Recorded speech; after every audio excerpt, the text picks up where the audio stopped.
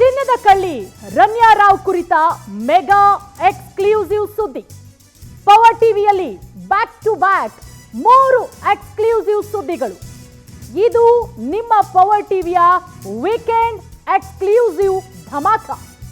ಬೇರೆ ಯಾವ ಚಾನೆಲ್ ಕೂಡ ಭೇದಿಸದ ಪಕ್ಕಾ ಸುದ್ದಿಗಳು. ಅಂತೆ ಕಂತೆಗಳ ಮಾತೇ ಇಲ್ಲ, ಎಲ್ಲವೂ ಅತ್ಯಂತ ವಿಶ್ವಾಸಾರ್ಹ. ಗೋಲ್ಡ್ ಬೇಬಿಯ ಆಪರೇಷನ್ ಚಿನ್ನಾಟದ ಇನ್ಸೈಡ್ ಡೀಟೇಲ್ಸ್ ನೋಡಿ. ಗೋಲ್ಡ್ ಸ್ಮಗ್ಲಿಂಗ್ ಕೇಸಲ್ಲಿ ಈಗಾಗಲೇ ರಮ್ಯಾ ರಾವ್ ತಗ್ಲಾಕೊಂಡಾಗಿದೆ, ಜೈಲು ಶಿಕ್ಷೆ ಅನುಭವಿಸಲಾಗ್ತಾ ಇದೆ. ಒಂದು ಕಡೆ ರಮ್ಯಾ ರಾವ್ ಜಾಮೀನು ಅರ್ಜಿಯೂ ಕೂಡ ವಜಾ ಆಗಿದೆ. ಬ್ಯಾಕ್ ಟು ಬ್ಯಾಕ್ 3 ಮೆಗಾ ಬ್ರೇಕಿಂಗ್ಗಳು ನೀವೆಲ್ಲೂ ಕೂಡ ನೋಡಿಲ್ಲ, ಯಾವ ಚಾನಲಲ್ಲೂ ಕೂಡ ನೋಡೋದಕ್ಕೆ ಸಾಧ್ಯ ಇಲ್ಲ. ಯಾಕಂದ್ರೆ ಈ ಕೇಸ್ಗೆ ಸಂಬಂಧಪಟ್ಟಂತೆ ಈಗ ಪೊಲೀಸರ ವಿಚಾರಣೆ ಆಗ್ತಾ ಇದೆ. ದಿನದಿಂದ ದಿನಕ್ಕೆ ಒಂದೊಂದು ವಿಚಾರಗಳು ಹೊರಬೀಳ್ತಾ ಇದೆ. ದೊಡ್ಡ ದೊಡ್ಡವರ ಕೈವಾಡ ಇರೋದು ಕೂಡ ಗೊತ್ತಾಗ್ತಾ ಇದೆ. ಅದೆಲ್ಲದರ ನಡುವೆ ಈ ವ್ಯಕ್ತಿ ಪ್ರಮುಖವಾಗಿ ಕೈವಾಡ ಇರೋದು ಗೊತ್ತಾಗ್ತಾ ಇದೆ. ಹಾಗಾದ್ರೆ ಯಾರವರು? ಗೋಲ್ಡನ್ ಬಾಂಬ್ ರಮ್ಯಾ ರಾವ್ ಪತಿ ಜೊತೆಗೆ ಚೆನ್ನಾಗಿಲ್ವಾ? ನೋಡಿ, ಒಂದು ಕಡೆ ರಮ್ಯಾ ರಾವು ಹಾಗೆ ಪತಿ ಚೆನ್ನಾಗಿಲ್ವಾ? ಹಾಗಾದ್ರೆ ಇಬ್ಬರ ನಡುವೆ ಎಲ್ಲವೂ ಕೂಡ ಸರಿಗಿಲ್ವಾ? ಪತಿ ಜತಿನ್ ಹುಕ್ಕೇರಿ ಜೊತೆ ಮನಸ್ತಾಪ ಹೊಂದಿದ್ರ ರಮ್ಯಾ? 4 ತಿಂಗಳ ಹಿಂದೆ ಮದುವೆಯಾದ ನಂತರ ಏನಾಯ್ತು ಹಾಗಾದ್ರೆ? ಗಂಡ ಹೆಂಡತಿ ನಡುವೆ ಗೋಲ್ಡ್ ವಿಚಾರಕ್ಕೆ ಜಗಳ ಆಗಿತ್ತಾ? ರಮ್ಯಾ ಜತಿನ್ ದಂಪತಿ ನಡುವೆ ಸಂಧಾನಕ್ಕೆ ಪ್ರಯತ್ನ ನಡೆದಿತ್ತಾ? ಎಲ್ಲವೂ ಕೂಡ ಸುಳ್ಳು. ನೋ ವೇ, ಚಾನ್ಸೇ ಇಲ್ಲ ಅಂತ ಇದೆ ಪವರ್ ಟಿವಿ. ನೋಡಿ, ನಮಗೆ ಪಕ್ಕಾ ಮಾಹಿತಿ ಸಿಕ್ಕಿದೆ. ಪವರ್ ಟಿವಿ ಪಕ್ಕಾ ಮಾಹಿತಿ ಇಲ್ಲದೆ ಏನನ್ನೂ ಕೂಡ ಹೇಳೋದಿಲ್ಲ. ರಮ್ಯಾ ರಾವು ಹಾಗೆ ರಮ್ಯಾ ರಾವ್ನ ಗಂಡ ಜತಿನ್ ಹುಕ್ಕೇರಿ ಇಬ್ರು ಕೂಡ ಬಹಳಷ್ಟು ಚೆನ್ನಾಗಿದ್ರು. ಇಬ್ಬರ ನಡುವೆ ಸಾಕಷ್ಟು ಹೊಂದಾಣಿಕೆ ಇತ್ತು. ಏನಿಬ್ರು ನಡುವೆ ಮನಸ್ತಾಪ ಇತ್ತು, ಜಗಳ ಆಗ್ತಾ ಇತ್ತು, ಇಬ್ಬರ ನಡುವೆ ಎಲ್ಲವೂ ಕೂಡ ಸರಿ ಇಲ್ಲ ಅನ್ನೋದಿತ್ತಲ್ಲ, ಅದೆಲ್ಲವೂ ಕೂಡ ಅಂತೆ ಕಂತೆಗಳು. ಪಕ್ಕಾ ಪ್ರೂಫ್ ಇಟ್ಕೊಂಡೇ ಪವರ್ ಟಿವಿ ಮಾತನಾಡ್ತಾ ಇರೋದು. ಇಬ್ರು ಕೂಡ ಬಹಳ ಅನ್ಯೂನ್ಯತೆಯಿಂದ ಇದ್ರು. ಬಂಗಾರದ ಗಿಣಿ ರಮ್ಯಾ ಜೊತೆ ಫಸ್ಟ್ ಕ್ಲಾಸ್ ಆಗಿದ್ದಾರೆ ಪತಿ ಜತಿನ್ ಹುಕ್ಕೇರಿ. ಯಾವ ಜಗಳವೂ ಇಲ್ಲ, ಯಾವ ಮನಸ್ತಾಪವೂ ಇಲ್ಲ, ಎಲ್ಲ ಬರೀ ಓಳು ಓಳು. ರಮ್ಯಾ ರಾವ್ ಚಿನ್ನದ ಕಾರ್ಯಾಚರಣೆಗೆ ಪತಿಯಿಂದಲೇ ಸಪೋರ್ಟು.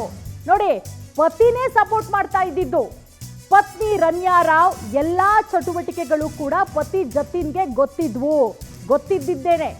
ಮದುವೆಯಾದ ಕೆಲವೇ ದಿನದಲ್ಲಿ ರಮ್ಯಾಳಿಂದ ಬಂಗಾರದ ಬೇಟೆ ಶುರುವಾಗುತ್ತೆ.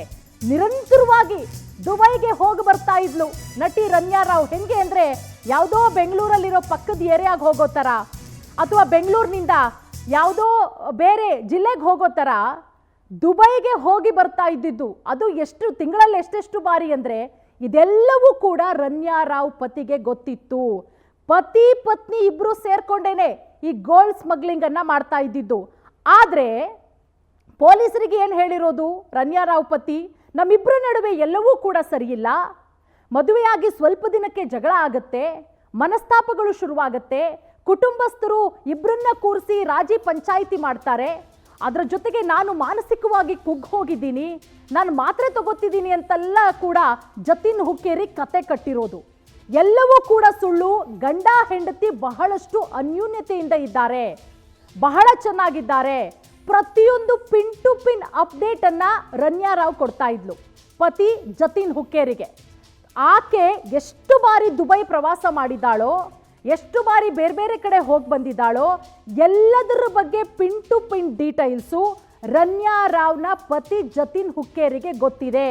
ಪಿನ್ ಟು ಪಿನ್ ಮಾಹಿತಿ, ಎಲ್ಲದರ ಬಗ್ಗೆ ಪಕ್ಕಾ ಮಾಹಿತಿ ಪವರ್ ಟಿವಿಗೆ ಇದೆ. ಪಕ್ಕಾ ಮಾಹಿತಿ ಇಟ್ಕೊಂಡೇ ಹೇಳ್ತಾ ಇದ್ದೀವಿ.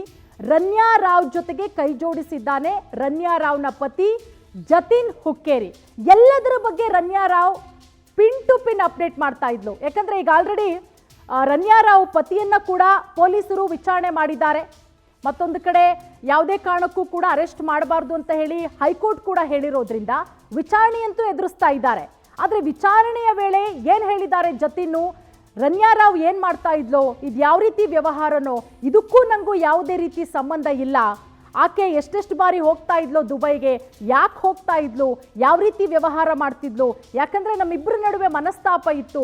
ನಾವು ಮಾತಾಡೇನೆ ಎಷ್ಟೋ ತಿಂಗಳುಗಳಾಗಿತ್ತು. ಒಂದು 4-5 ತಿಂಗಳಾಗಿದೆ ಮದುವೆಯಾಗಿ 4-5 ತಿಂಗಳಿಗೆ ನಮ್ಮಿಬ್ಬರ ನಡುವೆ ಏನೂ ಕೂಡ ಚೆನ್ನಾಗಿಲ್ಲ, ಎಲ್ಲವೂ ಕೂಡ ಸರಿ ಇಲ್ಲ. ನಾನು ಆಲ್ರೆಡಿ ಮಾನಸಿಕವಾಗಿ ಅವಳಿಂದ ಬಹಳಷ್ಟು ನೊಂದಿದ್ದೀನಿ, ಹಾಗಾಗಿ ನಾನು ಮಾತ್ರೆ ಕೂಡ ತೆಗೆದುಕೊತಿದ್ದೀನಿ ಅಂತ ಹೇಳಿ ಒಂದಷ್ಟು ಕತೆ ಕಟ್ತಾನೆ. ಪವರ್ ಟಿವಿ ಹೇಳ್ತಾ ಇದೆ ಇದೆಲ್ಲವೂ ಕೂಡ ಕಟ್ಟು ಕತೆ, ಇದೆಲ್ಲವೂ ಕೂಡ ಸುಳ್ಳು. ರನ್ಯಾ ರಾವು ಹಾಗೆ ಜತಿನ್ ಹುಕ್ಕೇರಿ ಇಬ್ರು ಕೂಡ ಬಹಳಷ್ಟು ಚೆನ್ನಾಗಿದ್ದಾರೆ. ಗಂಡ ಹೆಂಡತಿಯ ನಡುವೆ ಬಹಳಷ್ಟು ಅನ್ಯೂನ್ಯತೆ ಇದೆ. ಯಾವುದೇ ರೀತಿಯ ಜಗಳವೂ ಇಲ್ಲ, ಮತ್ತೊಂದು ಇಲ್ಲ, ಏನೂ ಇಲ್ಲ. ಇಬ್ರು ಕೂಡ ಆರಾಮಾಗಿದ್ದಾರೆ. ನಮ್ಮ ಹತ್ರ ಪಕ್ಕಾ ಪ್ರೂಫ್ ಇದೆ, ಇಬ್ರು ಆರಾಮಾಗಿದ್ದಾರೆ. ರನ್ಯಾ ರಾವು ಅವತ್ತು ದುಬೈಯಿಂದ ಬೆಂಗಳೂರು ಏರ್ಪೋರ್ಟಿಗೆ ಬರೋವರೆಗೂ ಕೂಡ ಇಬ್ರು ಮಾತಾಡಿದ್ದಾರೆ. ನೋಡಿ, ರನ್ಯಾ ರಾವ್ ಓಡಾಟಕ್ಕೆ ಡ್ರೈವರ್ ಅನ್ನ ನೇಮಿಸಿದ್ದೆ ಪತಿ ಜತಿನ್ ಹುಕ್ಕೇರಿ. ರನ್ಯಾ ರಾವ್ ಏರ್ಪೋರ್ಟ್ಗೆ ಡ್ರಾಪ್ ಮಾಡೋದು, ಪಿಕಪ್ ಮಾಡೋದು ಎಲ್ಲ ವ್ಯವಸ್ಥೆ ಮಾಡಿದ್ದು ಕೂಡ ಜತಿನ್ನೇ. ಎಲ್ಲವನ್ನ ಕೂಡ ಆಕೆಯ ಪಿಕಪ್ ಮಾಡೋದಿರ್ಬೋದು, ಡ್ರಾಪ್ಗೆ ಅಬೂಬಕರ್ ಅನ್ನುವಂತಹ ಚಾಲಕನನ್ನ ಜತಿನ್ ಹುಕ್ಕೇರಿಗೆ ನೇಮಕ ಮಾಡೋದು. ಮಧ್ಯರಾತ್ರಿ ರನ್ಯಾಳನ್ನ ಪಿಕಪ್ ಮಾಡಿ ಏರ್ಪೋರ್ಟ್ಗೆ ಡ್ರಾಪ್. ಸಂಜೆ 6:30ಕ್ಕೆ ಏರ್ಪೋರ್ಟ್ನಿಂದ ಪಿಕಪ್ ಮಾಡ್ತಾ ಇದ್ದ ಅಬೂಬಕರ್. ಡ್ರೈವರ್ಗೆ ಪಿಕಪ್ಪು ಹಾಗೆ ಡ್ರಾಪ್ಗೆ ಸೂಚನೆ ಕೊಟ್ಟಿದ್ದೆ ರನ್ಯಾ ರಾವ್ನ ಪತಿ ಜತಿನ್ ಹುಕ್ಕೇರಿ. ಬಟ್ ಜತಿನ್ ಹುಕ್ಕೇರಿ ಏನು ಹೇಳ್ತಾ ಇರೋದು, ನಮ್ಮಿಬ್ಬರ ನಡುವೆ ಎಲ್ಲವೂ ಕೂಡ ಸರಿಯಿಲ್ಲ, ಇದ್ರ ಬಗ್ಗೆ ನನಗೆ ಏನೂ ಕೂಡ ಮಾಹಿತಿನೇ ಇಲ್ಲ, ಸುಳಿವೇ ಇಲ್ಲ, ಆಕೆ ಏನು ವ್ಯವಹಾರ ಮಾಡ್ತಿದ್ದಾಳೋ ಯಾವುದ್ರ ಬಗ್ಗೆನೂ ಕೂಡ ನಂಗೆ ಗೊತ್ತಿಲ್ಲ ಅಂತ. ಆದರೆ ನಾವು ಹೇಳ್ತಾ ಇದ್ದೀವಿ ಎಲ್ಲದರ ಬಗ್ಗೆ ಪಿನ್ ಟು ಪಿನ್ ಮಾಹಿತಿ ಜತಿನ್ ಹುಕ್ಕೇರಿಗೆ ಗೊತ್ತಿತ್ತು. ಯಾಕಂದ್ರೆ ರನ್ಯಾ ಸಾಕಷ್ಟು ಬಾರಿ, 1 ಬಾರಿ 2 ಬಾರಿ ಅಲ್ಲ, ಯಾವುದೋ ಪಕ್ಕದ ಏರಿಯಾಗೆ ಹೋಗೋ ಥರ ಬೆಂಗಳೂರಿನಿಂದ ದುಬೈಗೆ ರನ್ಯಾ ರಾವ್ ಸಾಕಷ್ಟು ಬಾರಿ ಪ್ರಯಾಣ ಮಾಡಿದ್ದಾಳೆ. ಆಕೆಯನ್ನ ಮಧ್ಯರಾತ್ರಿ ಏರ್ಪೋರ್ಟಿಗೆ ಬಿಡೋದಾಗಬಹುದು, ಮತ್ತೆ ಏರ್ಪೋರ್ಟ್ನಿಂದ ದುಬೈಯಿಂದ ಬೆಂಗಳೂರಿಗೆ ಬಂದ ಕೂಡಲೇ ಆಕೆಯನ್ನ ಪಿಕಪ್ ಮಾಡೋದಿರ್ಬೋದು. ಎಲ್ಲವನ್ನ ಡ್ರೈವರ್ನ ನೇಮಿಸಿದ್ದೇ ರನ್ಯಾ ರಾವ್ನ ಪತಿ ಜತಿನ್ ಹುಕ್ಕೇರಿ. ಅಬೂಬಕರ್ ಅನ್ನುವಂತಹ ಡ್ರೈವರನ್ನ ನೇಮಕ ಮಾಡಿದ್ರು. ಅಂದರೆ ಕಂಪ್ಲೀಟ್ ಆಗಿ ಆಕೆ ದುಬೈಗೆ ಹೋಗ್ತಾಳೆ, ಯಾವ ಕಾರಣಕ್ಕೆ ಹೋಗ್ತಾಳೆ, ಯಾವ ರೀತಿ ಗೋಲ್ಡ್ ಸ್ಮಗ್ಲಿಂಗ್ ಆಗ್ತಾ ಇತ್ತು, ಎಲ್ಲದರ ಬಗ್ಗೆ pin to pin update Ranya Rao ಪತಿ ಜತಿನ್ ಹುಕ್ಕೇರಿಗೆ ಗೊತ್ತಿತ್ತು. ನೋಡಿ, ಕಳೆದ 5 ತಿಂಗಳಲ್ಲಿ ಆಕೆ ಎಷ್ಟು ಬಾರಿ ಟ್ರಿಪ್ ಮಾಡಿದ್ಲು ಗೊತ್ತಾ? ದುಬೈ ಟ್ರಿಪ್ಪು ಸುಮಾರು 30ಕ್ಕೂ ಹೆಚ್ಚು ಬಾರಿ ರನ್ಯಾ ದುಬೈ ಟ್ರಿಪ್ ಮಾಡಿರೋದು. 1 ಬಾರಿ 2 ಬಾರಿ ಅಲ್ಲ. ಯಾರೋ ಒಬ್ರು ತುಂಬ ಅನುಕೂಲಸ್ಥರು ವರ್ಷಕ್ಕೆ 1 ಸಲನೋ 2 ಸಲನೋ ದುಬೈಗೆ ಹೋಗ್ತಾರೆ ಟ್ರಿಪ್ಪಿಗೆ. ಆದರೆ ಈಕೆ ಹಂಗಲ್ಲ, 30ಕ್ಕೂ ಹೆಚ್ಚು ಬಾರಿ 5 ತಿಂಗಳಲ್ಲಿ ವಾರಕ್ಕೊಮ್ಮೆಯಂತೆ ದುಬೈಗೆ ಹೋಗಿ ಬರ್ತಾ ಇದ್ಲು. ಯಾವುದೋ ಪಕ್ಕದ ಊರು ಹೋಗ್ಬಿಟ್ಟು ಬರೋ ಥರ ದುಬೈಗೆ ಹೋಗಿ ಬರ್ತಾ ಇದ್ಲು ಈ ಕಳ್ಳ ಬಂಗಾರಿ. ದುಬೈ ಟ್ರಿಪ್ನ ಪ್ರತಿ ವಿವರಗಳನ್ನು ಪತಿ ಜತಿನ್ಗೆ ಒಪ್ಪಿಸ್ತಾ ಇದ್ಲು. ನೋಡಿ, ಆತನ ಲಿಂಕು ಕೂಡ ಇದೆ, ಇಲ್ಲಿ ಆತನ ಕೈವಾಡ ಕೂಡ ಇದೆ.